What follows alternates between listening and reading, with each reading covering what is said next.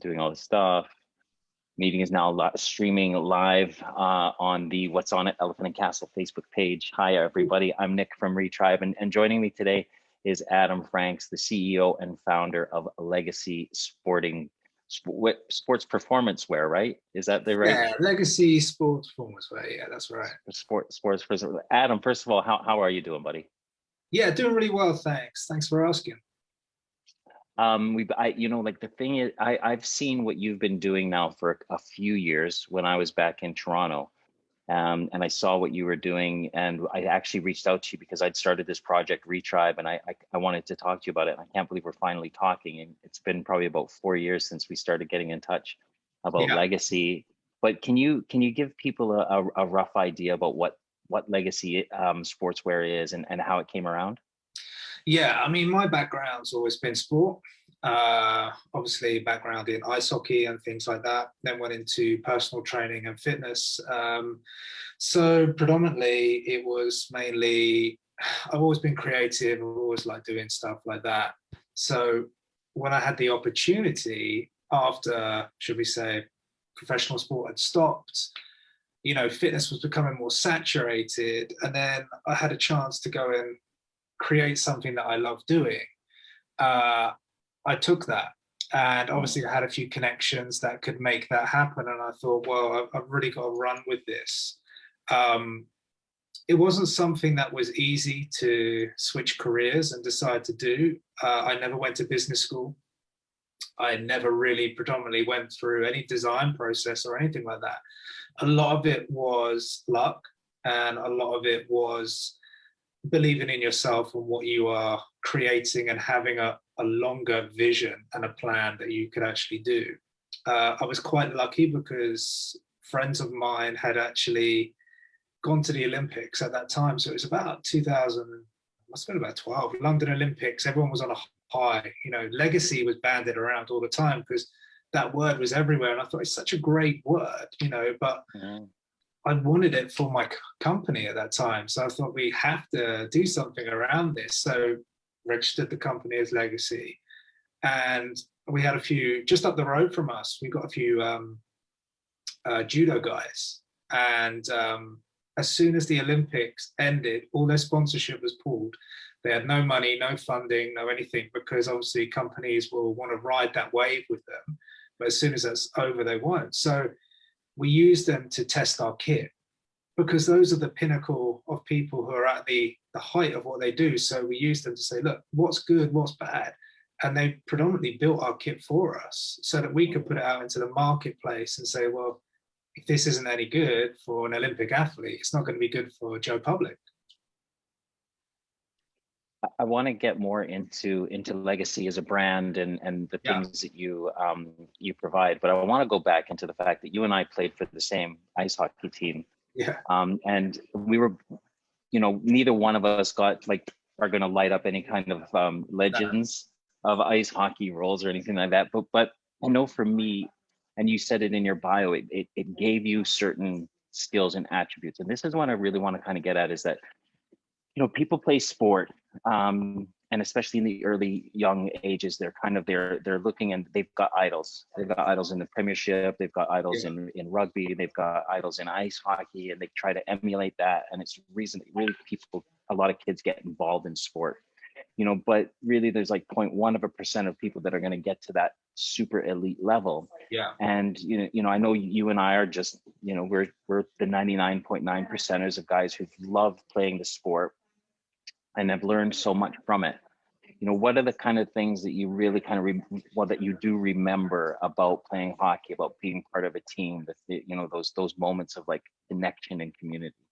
I think for me, it was quite earlier on. I mean, I came from a football background. My brother was very heavily into football. I was rubbish. I couldn't play football for the life of me. A friend of mine his dad was a long haul pilot, and he flew to America all the time. And obviously he went to watch an ice hockey game at that time and said, oh, do you want to come and watch? So we went to Basingstoke. And we watched the Beavers at that point. So you had people like Russ Perrant, Stan Marple, all these people, all these guys who are, go on to be quite big in the game. And I was hooked from that point. So I knew I had to go and take up this sport. So when I found out that I wanted to go play this sport, it gave me a certain grounding of, you know, rules. Rules are very Mm, important.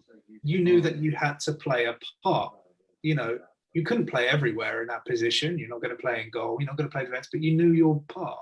And if you played your part, good things would happen. That's all you had to do. So that it kind of got it into that, but it also got that kind of brotherhood as well, working as a team and doing things for the person next to you, not just for yourself. So it installed that groundwork in me very, very early. You know, and the overall goal is not that you win, that the team wins. So these initial groundings, I think, for anyone who plays sport, you can transfer that into business straight away, and that's predominantly what we did. Well, what I chose to do anyway, because you've come from that team background. You know, it doesn't matter if someone is marketing, doesn't matter if they are social. You know, you're still playing on that same team to win. yeah. I love that. That you play for a team to win, not for the individual to win. But also, I've noticed in teams that you need that kind of that level of leadership too. You Yeah, need to know that there are certain guys that you will follow, because we can't all follow each other.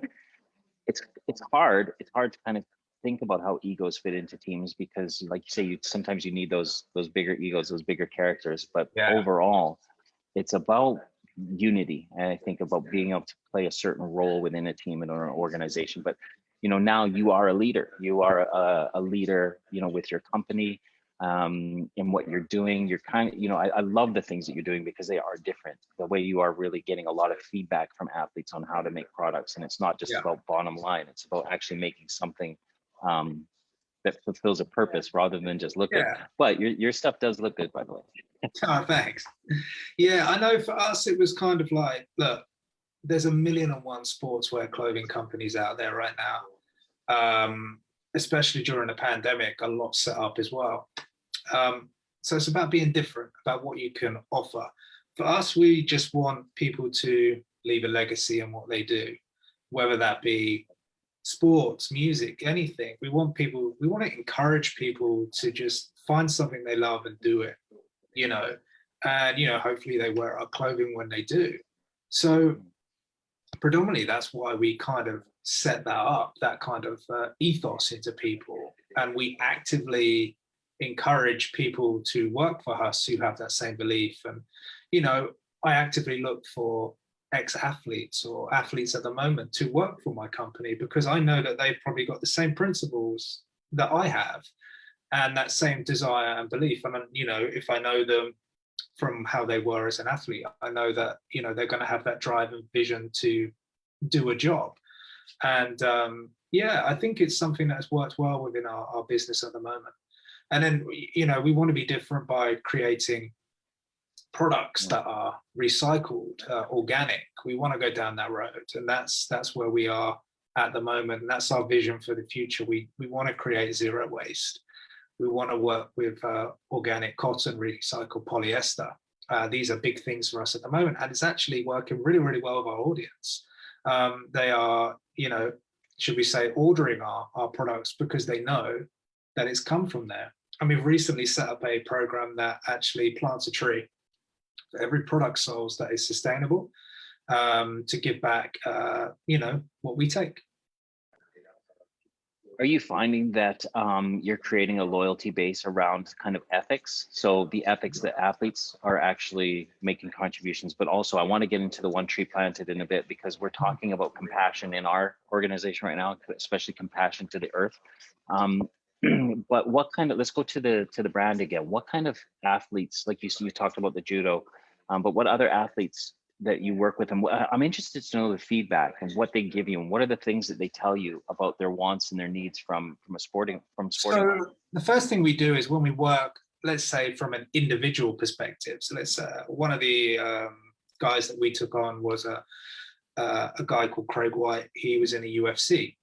He did a couple of fights up in Dallas and things like that. So we spoke to him about his wants and his needs. Now, obviously, his wants and needs are going to be very different to an ice hockey player.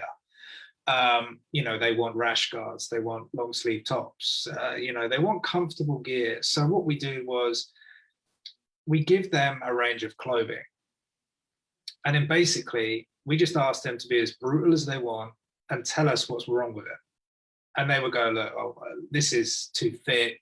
The GSM's too thick. We want you to make it thinner. Can you do this? Can you do that? And then basically we build it to where they are comfortable with. And then we know if, he is comfortable with that, there's probably going to be 20, 30 other people that are like him that will want that same product. Sorry, what's that? Sorry, what's a GSM? Oh, sorry. Yeah. So GM, that's grams per meters. So basically the thickness, if you look at a hoodie, for instance, a hoodie is going to be very, very thick. So that's about a 350 GSM. That's a really thick hoodie. If you wanted a thinner version of that, in the summer, you'll probably make it about a 180, something like that, which is a very thinner version. Just means it's going to be lightweight or heavyweight.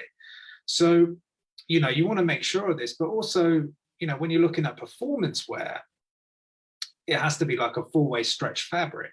So that is something that moves in all direction. So you look at like an Under Armour product, for instance, that is a four-way stretch product. So it moves in every direction. Plus there's compression or base layers, which are two different things. Base layer is going to keep you warm and protect you, but a compression, this is when you get really scientific. A compression is basically something that promotes vasodilation in the body.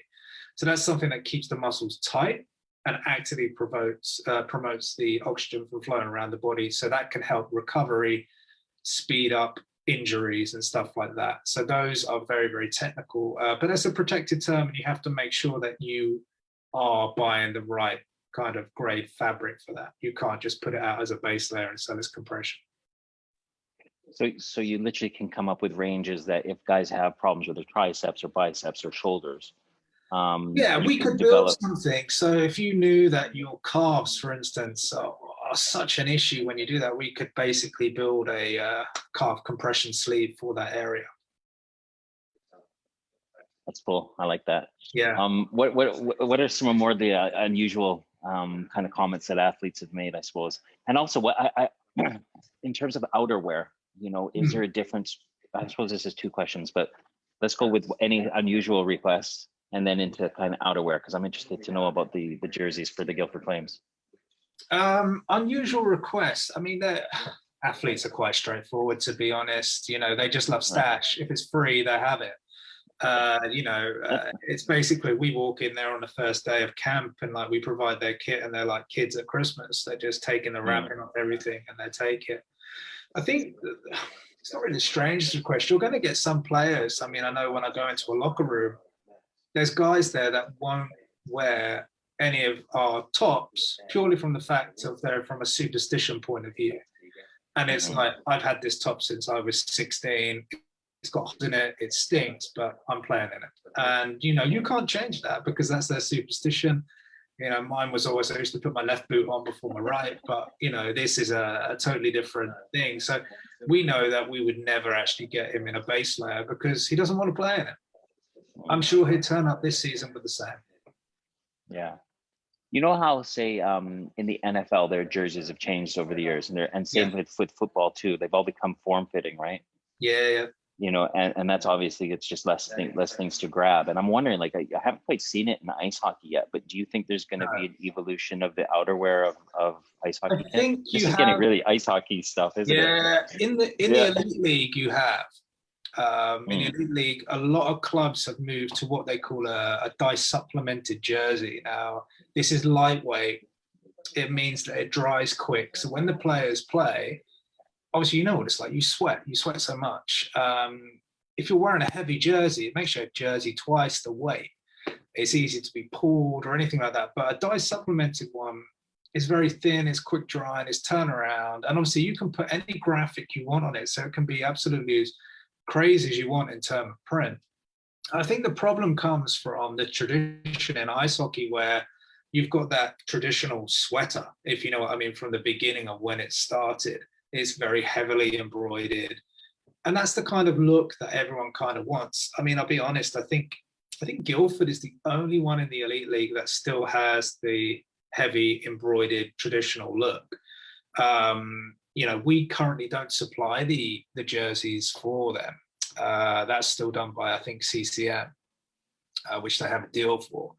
But I know some of the players would like a dryer fit option, because I know their playoff jerseys are dye supplemented, and that's obviously, makes it a bit different.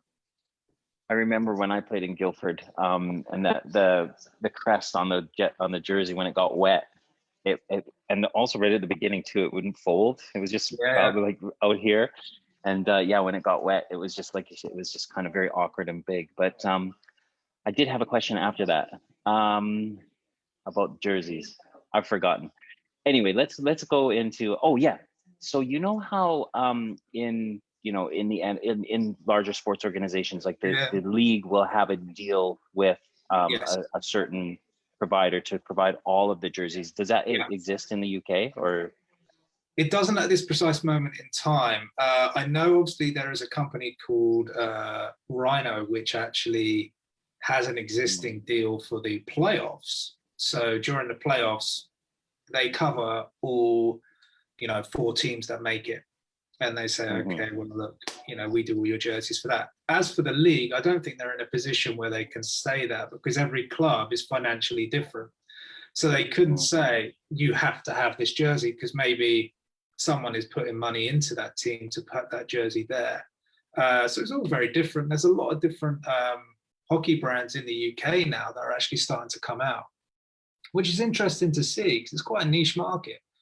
There's a lot of different lifestyle brands that have started, which is good, because I think it's obviously supplying the need for the hockey fan. Because before it was like, you can't get anything. You want something with your club's logo on, it's very difficult. I know when we had the conversation with the Flames, it was before they got very burnt on merchandise, so they were very reluctant to move in that direction, but there wasn't really anything to offer the fans. So, that's initially the concept that we come up with. We've taken away the pain point from the club.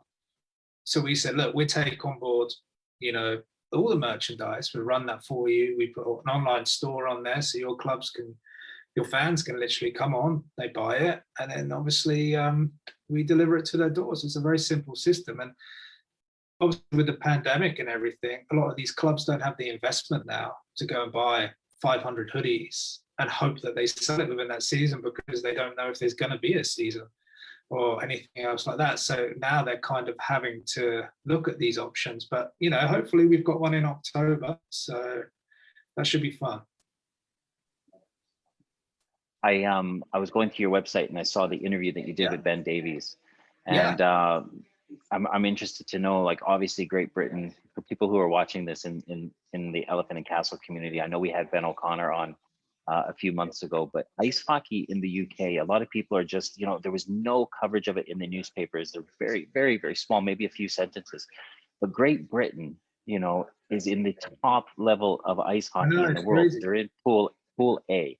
They competed against the best of the best, and they held their own. They did well, didn't they?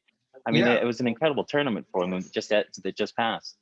I mean, we did an interview with Ben for the very first time that they went to go and play America, Canada, and all this time. And I think at that time they were very in awe of all these countries. I mean, you would be. You're going up against Patrick Kane and all these guys. It's a very awe-inspiring. But these guys get paid millions to play the game overseas, and you're playing at Guildford Spectrum. So there's a huge difference. So of course you're going to be in awe.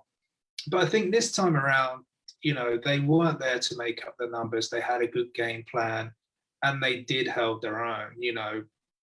And the future's bright for what we're doing. You only got to look at Liam Kirk now, just signed a 3-year deal, entry level, with the Arizona Coyotes, and that's unheard of for a British trained player. I mean, he is exceptional. He is an exceptional talent, but I just hope this maybe does open a pathway, and maybe it's going to take something like that for other countries to take us a little bit more seriously, because I know there's a fact of, like, I know he got turned down from Sweden purely from the fact of they didn't want to be embarrassed because he would be an import.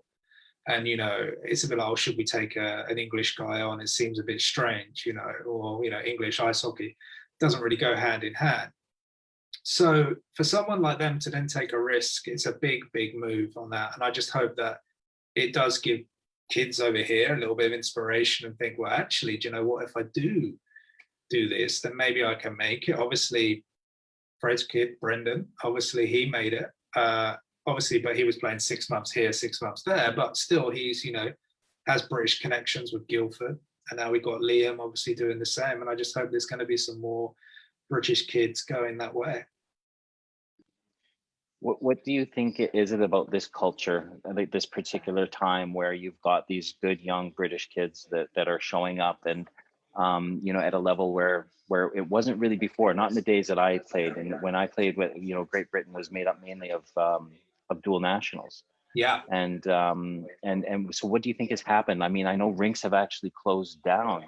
So, there's going to be less ice time. But what is it about this culture of these younger kids? Is it, the leadership of Pete Russell? Like what's happened over the last decade? I think, growing up when I was in the Flames Academy, growing up, junior development, it was more or less, it's probably a hobby, if you know what I mean. No one really expected you to get to a certain level. And once you got to under 19s, to get to the Flames, there's a huge gap because you're under 18 and all of a sudden you're going into a world where it's men. Some of them are like 29, 30, 210 pounds and could knock you sideways. And you might be 17, 18 and you're still developing. So there's a huge, huge gap there. And I think training is you're limited to very early hours in the morning or late hours in the evening. So it's not like football over here where you can just turn up anywhere and probably have about 6 sessions a week. You probably got about 1 session a week and 2 games if you were lucky. And then you're paying for it. You're paying a lot for ice fees. So only really that middle class sort of section, or maybe, if you're doing all right, you can really afford to play. And then you've got all the kit on top of that. But I think what's happening now is we're starting to see a shift because there's learn to play hockey programs, which, you can just turn up and you borrow the kit or a stick and puck. So people are learning the game straight away. Then you've got people investing, people who I used to play with now are taking over the development programs. So they're investing in this time. So there's more structure in what's going on. And they want to actually do a development program. So the aim is actually to get your kid, hopefully through a pathway system to the first team, instead of just playing and then ending. So there is a structure that you can do in these, I think, especially in the lower leagues, maybe like Bracknell, Basingstoke, where they're a league down, it's a lot easier to probably go up the ranks. And then hopefully this development where the kids, like Josh Tetlow, for instance, he was at Bracknell. He was spotted quite early at Bracknell, and then he was given a chance at Nottingham through connection, through coaches, through GB stuff. And he has grown as a player and as a person because they've given him the right development. They've shown him that actually, do you know what? If you eat right, you train right, you do the good things, it's going to happen. And obviously he got selected to GB Men's, went to the World Champions, and he did not look out of place at all. He had a really good series out there. And I expect big things from that guy because, God knows how tall he is, but he's about 6 foot tall and 6 foot wide, and he's still a young kid. And I'm just hoping we can develop more guys like that just for our own GB squad. I think it's really important, like you said, where guys who played the game, they start to get involved more. Yeah. And I think that, like what Danny Myers is doing at the Ozone and I think that's absolutely amazing. And I know there's so many good British guys that I played with that can make such an amazing contribution, like coaching these kids. I've actually got back out on the ice, Adam. I'm doing some help with some startup playing. And it's so good to just be on the ice with these kids who are they're just there to have fun. They don't know the rules. They just want to skate around and have some fun. And again, the buzz that you get from doing that is amazing. So exactly. I don't know how this has turned into an ice hockey conversation, and I really wanted it to kind of to be focused on you and your business. So let's go back to that. Sure. And let's go back to the ethics around Legacy, and again, trying to create it's not just a business, is it? It's a movement about trying to make something ethical and a positive impact on the world. So what are you doing with regards to the plant tree? With One Tree Planted, it was something that was always on my mind about how can Legacy be greener? How can Legacy have a positive impact? I see so many brands out there who have the ability to do this or do something, but choose not to. They just turn a blind eye. Fashion is probably one of the biggest polluters when it comes to landfill. There is so much waste. It is unbelievable. And we do not want to be part of that. So, I think it actually started probably a year ago. We sat down and we said, well, look, what can we do? What are our ethics? What are we going to choose to do? And, one of them was actually this. So we said, okay, well, we're going to start by making sure our packaging is all recyclable. That was our first done. So we switched all our packaging to recyclable packaging. We made sure that, we started to introduce products that were made from, good sources. So one of them was we made a contact in Turkey, and I wanted to work with a fabric called bamboo. It's just a bamboo fabric. It's, it has very little rainwater that needs on it. It's grown organically, no pesticides. And in fact, it's better for the user because it's nice to skin. Should we say it's better for UV rays and everything else like that. And it's just a softer material. So I was very, very keen to get leggings and sports bras for women made in that. That was our first kind of dip your toe in and see how it works. But the reaction was huge. We sold a lot of units just because of them. So we thought, okay, well, we want to progress this on more. So then we said, okay, let's do our range of hoodies and joggers and our loungewear in organic cotton and recycled polyester. It's more expensive, but I feel it's worth it because it's something that connects to Gen Z, should we say, because they want to know where the product is coming from. And everyone else really wants to buy into that. So it's something that I feel that Legacy has to do. So when we went into One Tree Planted, we wanted to look at different areas. You can pick an area that you go and you donate a tree to that area. Unfortunately, they don't really do anything in the UK due to land and everything else like that. So it is all overseas. And one thing that I am passionate about is conservation with wildlife and things like that, because I was lucky enough to go to Africa on a safari and to see, lions, giraffe and all that in their natural habitat, and to see the locals and how they, should we say, work with conservation.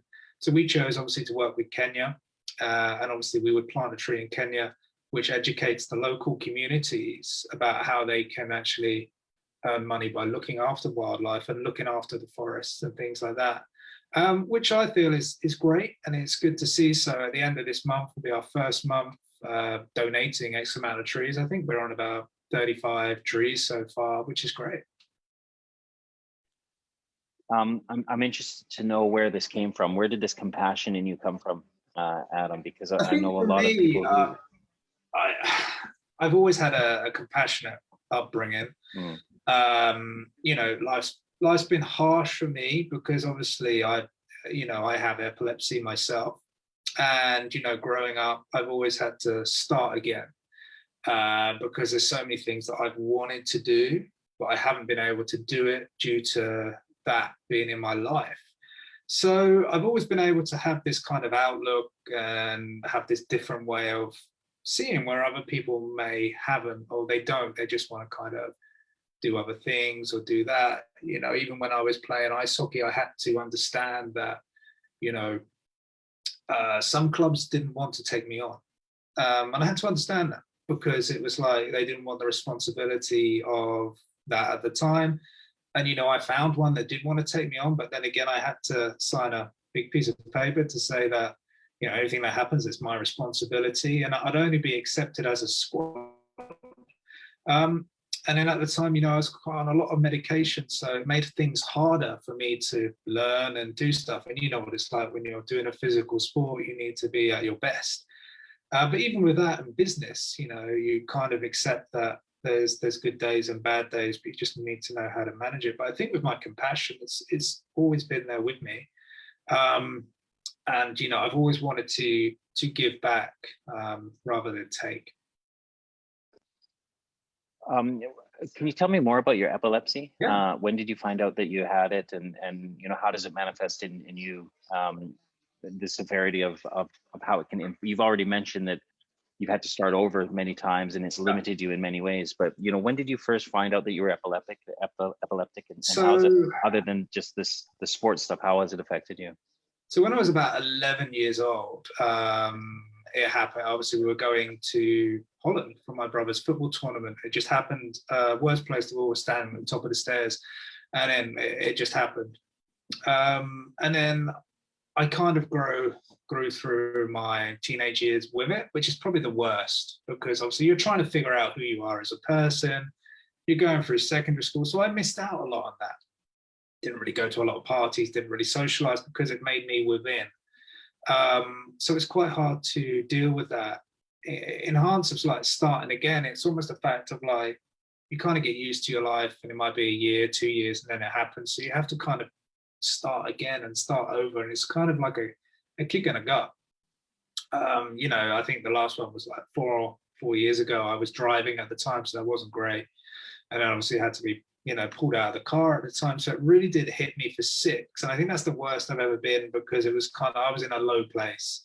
So I had to, reach out. I had to talk to someone, get back on track. Because I was gaining weight. I didn't want to go out. I shut myself in.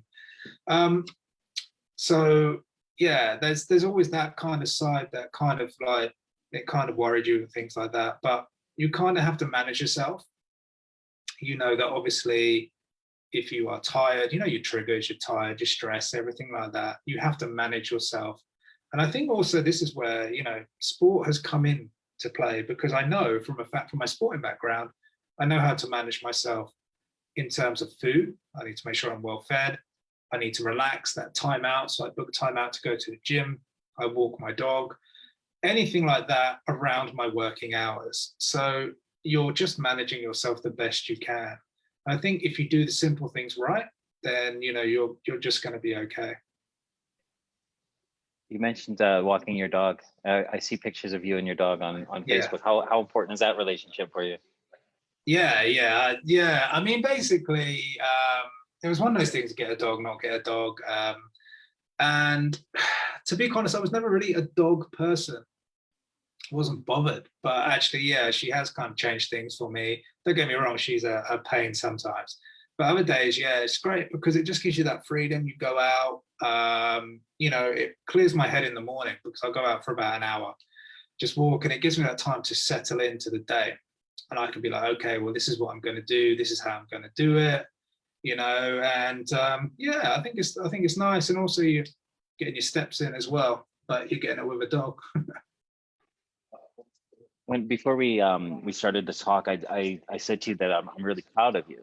I Hmm. said, what I've seen, what you've done, what you've created, the ethics behind it, and I was like, Adam, I'm really proud of you, and I'm wondering whether or not, like people who accomplish certain things, who seem to accomplish certain things, and have gone through stuff in their lives. I'm wondering, you know, when you have something like epilepsy, and Hmm. everyone thinks it's such a, I'm epileptic, I've got this stuff, but you've turned it into this strength, haven't you? And Yeah, I it's think this I think it's resilience that you have. difficult because it's an invisible, should we say, illness or condition. If you looked at me in the street, you wouldn't know that I have it. So that's the kind of problem. So you have to kind of really know how you can not let it affect you. Don't get me wrong, there'll be days when it probably does affect me when you get like we call it like brain fog because of like some days you just won't wake up and your mind's a bit muddled and stuff like that. So it does take you longer to wake up sometimes than other days. But you just have to know how to manage it. But yeah, I think because I've had the support of my family and really good friends, that they've really helped me with this business. My dad works for me. He retired from his business, and I think obviously he was getting under my mum's feet. So she was like, please, can you take him? So he does the accounts, he does the finance at my business now.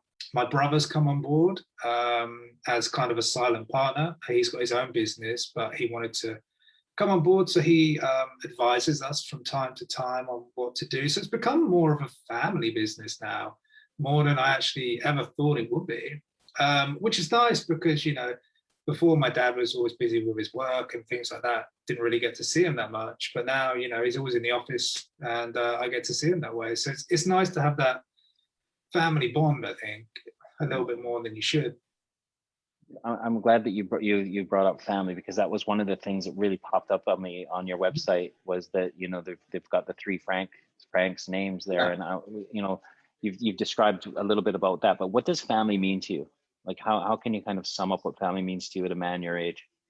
I think family is really important. I think you have to have a good family grounding to even move forward.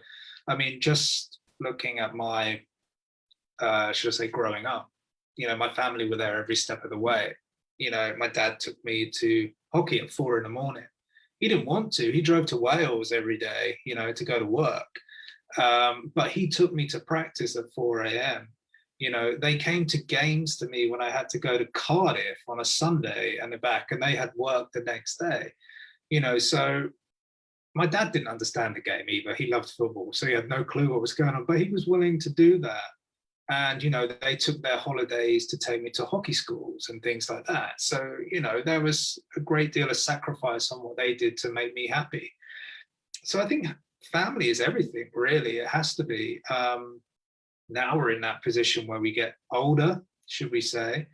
And, family should be even more as important. I think over this last year, I think it's taught every single person to, love and cherish your family and your friends more, because I think there was a point where up to 5 months I didn't get to see my mum and dad, which was the longest period I've ever been without actually seeing them, because like I say, I see my dad every day in the office.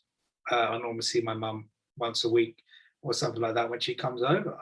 So yeah, I mean that's something. But I think if you have a good grounding in family growing up, then you're gonna install the right ethics. And then obviously that will just make you a better person going on in life. Yeah, your mom and dad have done a good job with you. You're a good man, and I just like to kind of go. We can't help avoiding these questions about the last year and a bit about lockdown and this pandemic, and asking you how it's affected you, and how did it affect you, but also what have you learned from it? Wow, I mean, I remember we were discussing in the office, I think it was about February time, and news was just coming out about China and things like that. We were just developing a new female range, and we were just probably days away from pushing the button to go and get everything produced. And then it stopped. Just like that, we couldn't go into it. All our factories around the world closed down, and we couldn't get anything in or out. So we started to think, well, this is a bit, what are we going to do? How are we going to manage? Luckily, we had stock in. If we didn't have stock, there would have been a problem. We had a few UK suppliers that we could utilize, but it had its advantages as well, because it gave me time to reassess what was important in the business and what isn't important. I had time to physically sit and look and streamline certain things. So I could say, okay, well, how can we do this better?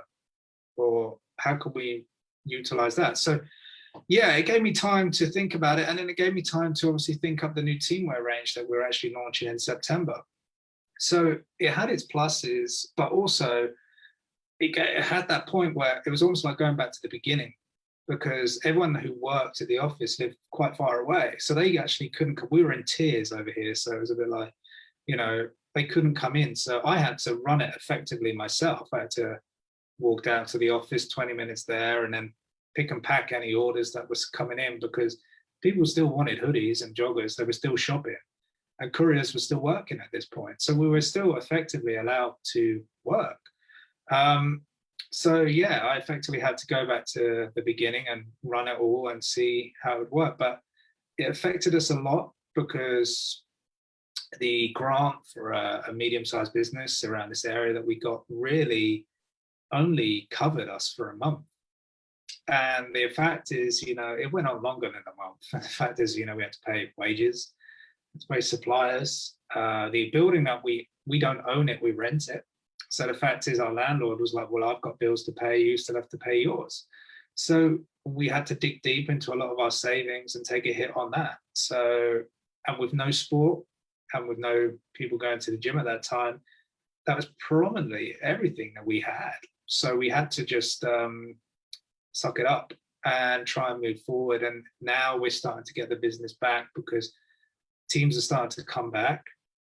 They're starting to want kit for September. And, I'm hoping that, there's a lot of different clubs that are going to find a lot of benefit through working from us and things like that. So, yeah, we'll get through it.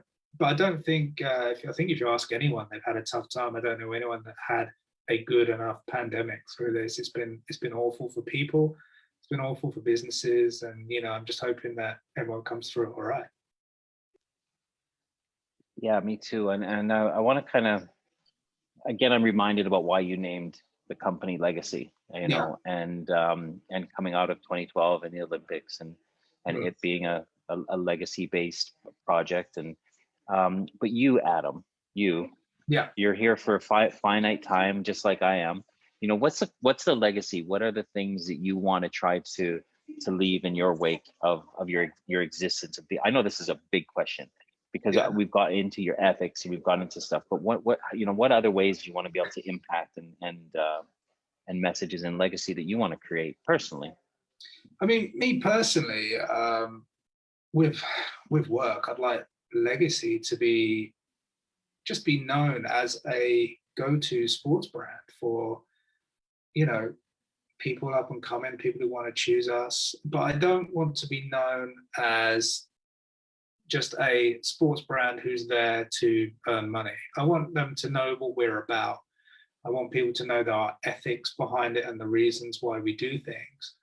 I'd like to make waves in using the latest, should we say, fabrics and recycling and just basically utilizing what we have. We're a smaller company, so we can do that.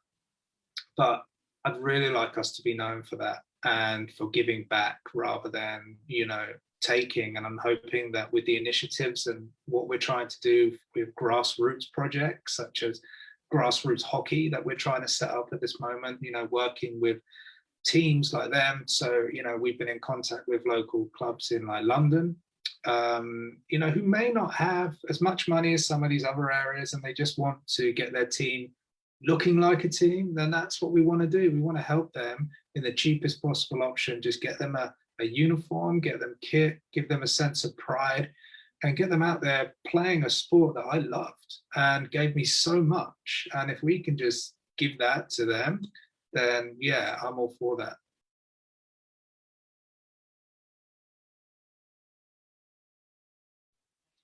Sorry, I keep muting myself just because I don't want any noise to come in. But do you still get on the ice, by the way? I'm curious. You still skate? No, I haven't. Last time I was on the ice was probably about 2 years ago. It was only just like a Christmas skate, if you know what I mean. The thing is, the most dangerous thing is I know if I go back skating or playing hockey, then I want to play. I went to actually go see Danny's facility the other day. It's a fantastic facility. All these kids growing up are going to have a whale of a time going there. But yeah, I think I might have to get back on the ice because I know we're doing a photo and video shoot with the Flames soon. So yeah, we're going to have to get on the ice, but I'm not going to expect to do anything at what they're doing. Like, that's what I couldn't believe how things change, because I wasn't on the ice for a long time. I've left it way, like, I think I quit. I retired in like 98. And then I think I left it about 17 or 18 years until I stepped on the ice again. And then like all the lateral movement, all the muscle deterioration, like I was like Bambi on ice. If people ever tell you you never forget skating, it's a lie. Yeah, I know. It's hard. It's hard because I know when the first time I thought, Jesus, can I do this? Because I've got blades here and stuff like that, and sometimes I skate to work, and I'm like, did I ever skate? Did I make it up? Because it's like it is hard. You think your muscles don't move as well as you want to, but I think also you get that fear factor back in your head. When you're a kid, you don't have it. You just go and do it. But when you're older, you're very aware that you could break an arm or you could do something when you do it. or you're just an idiot like me and skate around like you thought and fall over and hurt yourself Yeah, really yeah, permanently. Yeah, yeah. I do that yeah, as well. But yeah, no, I do miss skating. I yeah. do. It's a sense of freedom, and I think I miss the camaraderie you get with your teammates. I think you miss that a lot because you turn up to practice and you've got 30 other guys there. Yeah, but those 30 other guys, you're there for a whole year. So you know every single one of them in and out. But we still stay in touch, and that's the biggest community that I've ever been involved in. Should we say the hockey community? And they don't go away. That's for sure. And I think nowadays with hockey, it's like when I look at it now, I think, well, I know I played I know I played professionally, but I don't think I could play professionally now. The game has changed Mm, so much in terms of speed, skill. It's just crazy. mm. Yeah, I think it's like the development that's come on is just huge in leaps and bounds. Where I think the British League is actually getting taken a bit more seriously than it used to. Yeah, I think that's a beautiful thing. And you talked about a couple of things. I know we've kind of gone over our time, but Mm. it's this idea that everybody who stops playing, in my world, ice hockey, because that's the world that I'm in, but it's all this sense of bereavement. When you Yeah, stop playing, you lose that community, you lose that connection. And I think what's so important, that's why I started Retribe, and that's why I'm working, you know, with athletes to try to be able to make sure that when we stop playing, and even while we're playing, we have the tools, and we can unlearn some of these old things that we learned when we were kids that are detrimental, yeah. in later life. And I think that's the thing that people forget is when you stop playing, it is a huge sense of loss. You lose a little part of your identity. Yeah, I think you do. It's quite interesting. I've had this discussion with a lot of people, and it's like, well, what do you do after professional sport? Because a lot of people are lost because all they know is the training, all they know is the games. They do that time and time again. If they get injured or they get cut from a team or they don't play anymore, what do they do? Because they don't have anything else to go into. They're not trained in anything else. They may have just devoted their whole entire life to a sport, hoping that they would make it one day and get a contract somewhere. If you don't get that, then they're at a loss. And I know that's where, they're trying to evolve in football now.